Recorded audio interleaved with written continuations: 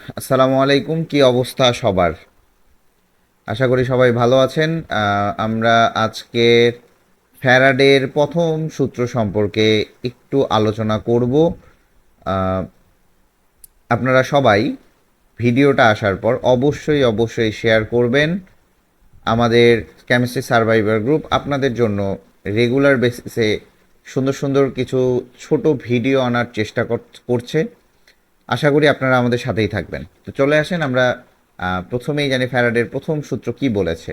তো ফ্যারাডের প্রথম সূত্র মতে বলা হয়েছে, দেখেন, গলিত বা দ্রবীভূত কোনো তড়িৎ বিশ্লেষের মধ্য দিয়ে তড়িৎ প্রবাহিত করলে অ্যানোডে দ্রবীভূত, ভালো করে বুঝবেন, অ্যানোডে দ্রবীভূত বা ক্যাথোডে সঞ্চিত পদার্থের ভর প্রবাহিত চার্জের সমানুপাতিক। কথাটা বুঝবেন, পদার্থের ভরকে আমি যদি ডাব্লু ধরি, প্রবাহিত চার্জের সমানুপাতিক, চার্জ যদি আমি কিউ ধরি, তাহলে বলছে সমানুপাতিক, তাহলে আমার সূত্রটা দাঁড়ায় W is proportional to Q. কথাটা বুঝবেন। তাহলে অ্যানোডে দ্রবীভূত, তার মানে অ্যানোড সবসময় ক্ষয়প্রাপ্ত হয়। কথাগুলো বুঝবেন, অ্যানোড সবসময় ক্ষয়প্রাপ্ত হয় এবং ক্যাথোড সবসময় ক্যাথোডে গিয়ে জমা হবে ক্যাথোডে গিয়ে জমা হবে। আমার কথাগুলো বুঝলে আপনি এই জায়গা থেকে, এই ফ্যারাডের প্রথম সূত্র থেকে কিভাবে ম্যাথ আসতে পারে সে প্রত্যেকটা জিনিস আপনি বুঝতে পারবেন। চলে আসি তাহলে ম্যাথমেটিক্যাল ক্যালকুলেশনে। আমরা যদি দেখি তাহলে এখানে ম্যাথমেটিক্যাল ক্যালকুলেশন দাঁড়াচ্ছে W is proportional to Q. আমরা জানি চার্জ কিউ ইকুয়াল টু হচ্ছে, আমরা জানি W is proportional to Q equal to হচ্ছে আইটি। কিউ ইকুয়াল টু কি? আইটি। প্রপোর্শনাল চিহ্নটা তুলে দিলে এখানে একটা সমানুপাতিক ধ্রুবক বসবে, তাহলে W is equal to Z IT. ভাইয়া জেড কি? জেড হচ্ছে তড়িৎ রাসায়নিক তুল্যাঙ্ক। ভাইয়া জেড কি? তড়িৎ রাসায়নিক তুল্যাঙ্ক। তড়িৎ রাসায়নিক তুল্যাঙ্ক। কথাগুলো বুঝবেন, তুল্যাঙ্ক। এখন কথা হচ্ছে, ভাইয়া জেটের আরও কি কোনো সূত্র আছে? জি আছে। তাহলে আমরা কি লিখতে পারি? W is equal to M I T divided by E into 96,500। যদি আপনি এটা কুলম্বে নিয়ে আসেন, আবারও বলি, যদি কুলম্বে আনেন, যদি ফ্যারাডেতে আনেন, তাহলে 96,500 দেওয়ার কোনো দরকার নেই। তাহলে এই জায়গা থেকে আমরা কি বলতে পারি? জেড ইকুয়াল টু কি ভাইয়া? জেড ইকুয়াল টু আমরা বলতে পারি M divided by E into 96,500। এটা অবশ্যই যখন আপনি কুলম্বে প্রকাশ করবেন। আবারও বলি, এটা অবশ্যই আপনি যখন কুলম্বে প্রকাশ করবেন। দেখেন, আমি এই ফ্যারাডের প্রথম সূত্রটার প্রত্যেকটা অ্যাব্রিভিয়েশন বলে দিব। এখন চলে আসেন, তাহলে দেখেন এই জায়গাটাতে W by M is equal to IT divided by E into 96,500। আপনি কথাগুলো বুঝবেন, তাতেই অ্যান্সার চলে আসবে। তা আমরা কি জানি ভাইয়া? W by M equal to কি বলেন তো? W by M equal to N, যেটা আমরা মোল সংখ্যা জানি। তাহলে N equal to IT divided by E into 96,500। আবার দেখেন, এন ইকুয়াল টু আমরা কি জানি ভাইয়া? এন ইকুয়াল টু আমরা জানি ভি এস। এস কি ভাইয়া? ঘনমাত্রা। এস কি ভাইয়া? ঘনমাত্রা। ভি হচ্ছে আয়তন। যদি কখনো প্রশ্নে আয়তন এবং ঘনমাত্রা দেয়া থাকে, যদি তড়িৎ প্রবাহ অথবা সময় বের করতে বলে, তাহলে আপনি এটা পারবেন। তাহলে ভি এস ইকুয়াল টু হচ্ছে IT divided by E into 96,500। আবার যদি আপনাকে সংখ্যা, আয়নের সংখ্যা, চার্জের সংখ্যা, যে কোনো কিছুই বের করতে বলে, তাহলে আপনি এটাও করতে পারেন। এন ভাগ N A is equal to IT divided by E into 96,500।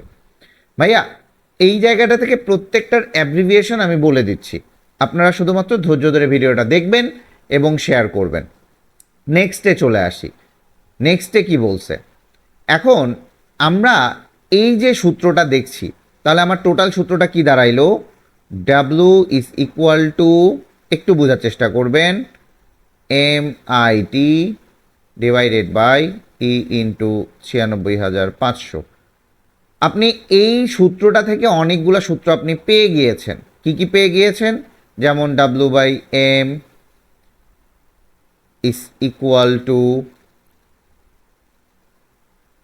IT divided by into 96,500 is equal to, আপনি জানেন, VS equal to IT divided by into 96,500।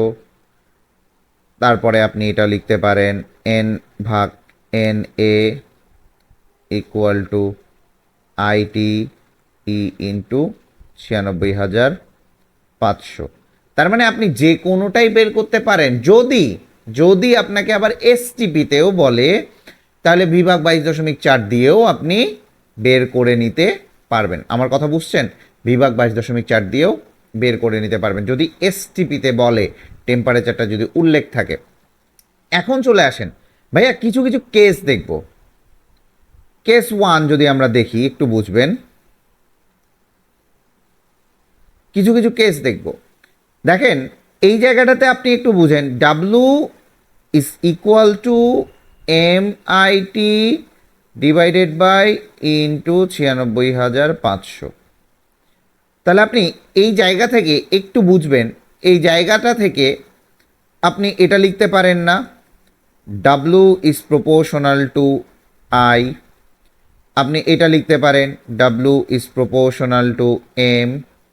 আপনি এটা লিখতে পারেন W is proportional two T। এটা আপনি লিখতে পারেন, আমি কিন্তু এই সূত্র থেকে বলছি, এই সূত্র থেকে আপনি এটা লিখতে পারেন, কারণ এটা সমানুপাতিক অবস্থায় আছে, সমানুপাতিক অবস্থায় আছে। কথাটা বুঝবেন। যদি এই জায়গায় দেখেন, ভালো করে বুঝবেন, যদি এই জায়গাটাতে দেখেন যে আপনার M হচ্ছে সেম, M হচ্ছে সেম, যদি দেখেন T same, I different, I different, যেহেতু M সেম তার মানে ইও সেম। কথা বুঝেন? তখন যদি আপনাকে এরকম বলে, কথা বুঝবেন, যদি আপনাকে এরকম বলে যে ডাব্লু আইটা ডিফারেন্ট, আইটা ডিফারেন্ট, তাহলে যদি আপনাকে দুইটা তড়িৎ প্রবাহের জন্য ডাব্লু এর পরিমাণ বের করতে বলে বা সঞ্চিত পদার্থের পরিমাণ বের করতে বলে, আবারও বলি, দুইটা তড়িৎ প্রবাহের জন্য, তাহলে আপনাকে কি করতে হবে? W1 ডিভাইডেড বাই W2, যেহেতু আমরা দেখছি আইটা কি সমানুপাতিক, equal to I1 divided by I2। কথা বুঝছেন? তার মানে যখনই দেখবেন যে একটা তড়িৎ বিশ্লেষ্য দেয়া আছে, আপনাকে সঞ্চিত পদার্থের পরিমাণ বের করতে বলছে, মনে করেন একটা 5 অ্যাম্পিয়ারে বের করতে বলছে, আরেকটা বলছে 10 অ্যাম্পিয়ারে, যে সঞ্চিত পদার্থের পরিমাণ কত, তখন আপনাকে এই সূত্রটা ইউজ করতে হবে। আমার মনে হয় কথা ক্লিয়ার হয়েছে আপনাদের। নেক্সটে আমরা যদি আসি, একটু বোঝার চেষ্টা করবেন। নেক্সটে যদি আসি আমরা কেস 2, সরি,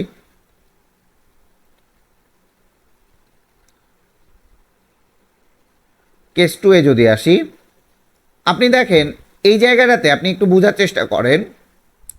আমরা জানি VS is equal to IT divided by E into 96,500। এই জায়গায় যদি, কথা বুঝেন, এই জায়গায় যদি V সেম হয়, T সেম হয় এবং একটা তড়িৎ বিশ্লেষ্য হয়, এবং তড়িৎ বিশ্লেষ্য আছে একটা, তড়িৎ বিশ্লেষ্য একটি, তাহলে যদি ঘনমাত্রা বের করতে বলে, আইটা হবে ডিফারেন্ট, আই ডিফারেন্টের জন্য আবারও বলি, দুইটা আই দেয়া থাকবে এবং বলবে পরিবর্তিত এস, মানে পরিবর্তিত ঘনমাত্রা বের করতে বলবে, পরিবর্তিত ঘনমাত্রা,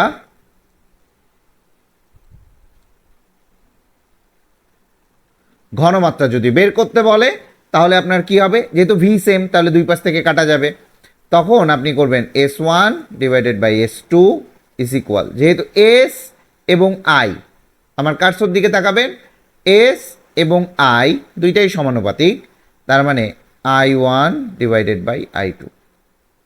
আপনি এইভাবে অনেক ম্যাথ আসতে পারে, যে অনেক ম্যাথ আসতে পারে। ফর এক্সাম্পল যদি আমি আপনাকে এখানে একটা কোশ্চিন দেই, ফর এক্সাম্পল যে নিকেল নাইট্রেট এর 5 ml জলীয় দ্রবণকে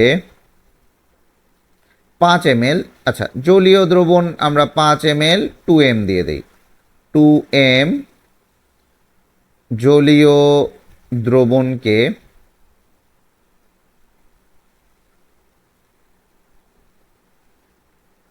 5 অ্যাম্পিয়ার তড়িৎ চালনা করা হলো।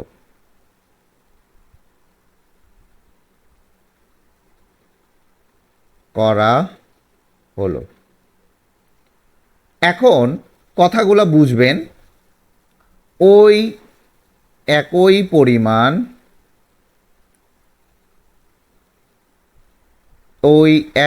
পরিমাণ তড়িৎ বিশ্লেষ্যকে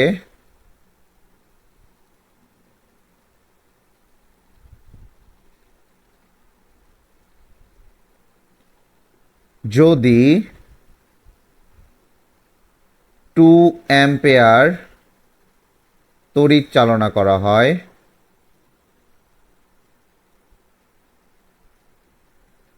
এটা আমি একটু এডিট করব, ওই বিশ্লেষ্যে হবে, বিশ্লেষ্যে লেখেন। আমি এটা জাস্ট একদম মানে ইনস্ট্যান্ট কোশ্চেন বানাচ্ছি, তড়িৎ চালনা করা হয় তাহলে ঘনমাত্রা কত হবে, ঘনমাত্রা কত। তাহলে দেখেন এখানে খুবই সহজ, 5 ml বলা আছে, ওই একই পরিমাণ বলা আছে, 5 ml 2m বলা আছে, তার মানে আমার ঘনমাত্রা দেয়া আছে, ঘনমাত্রা দেয়া আছে এবং এখানে আই এর মানটা দেয়া আছে, কথাগুলো বুঝবেন।